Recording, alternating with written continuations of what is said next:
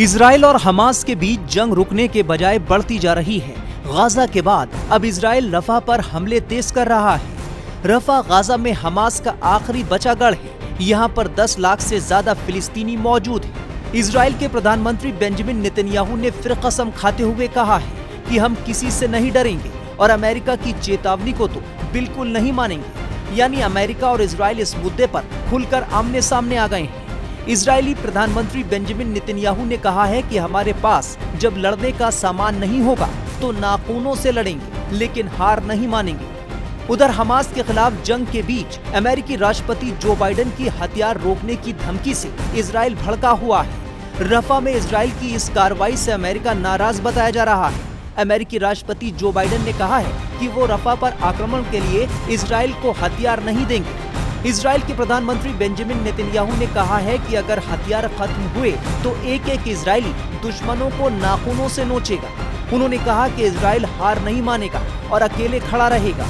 Israeli प्रधानमंत्री Benjamin Netanyahu अमेरिकी राष्ट्रपति जो बाइडेन के उस बयान पर प्रतिक्रिया दे रहे थे, जिसमें अमेरिकी राष्ट्रपति ने कहा था कि अगर इजराइल रफा में आबादी वाले इलाकों में अपना सैन्य अभियान शुरू करता है तो अमेरिका हथियारों की आपूर्ति रोक देगा।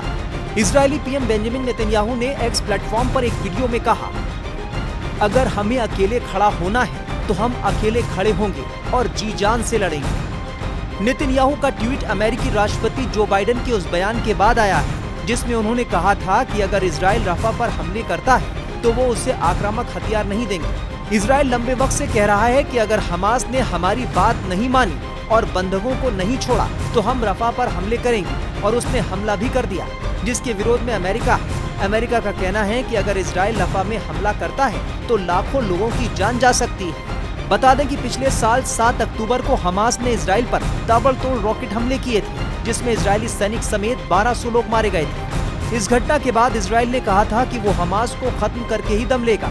हालांकि हमास को खत्म करने के नाम पर इजरायली सेना ने गाजा में जो एक्शन लिया उसमें 35,000 से ज्यादा आम फिलिस्तीनी अपनी जान गंवा चुके हैं। बाइडेन प्रशासन ने कहा है कि वो रफा में गैर लड़ाकों की सुरक्षा के लिए एक विश्वसनीय योजना के अभाव में एक बड़े रफा आक्रमण का समर्थन नहीं कर सकता है।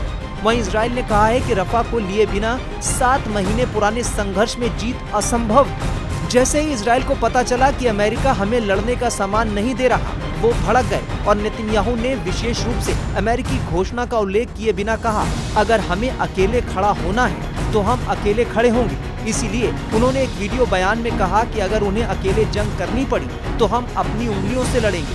हमारे नाखूनों में इतनी ताकत है कि हम हमास को नोच कर मार सकते हैं। Times now of Bharat digital की रिपोर्ट।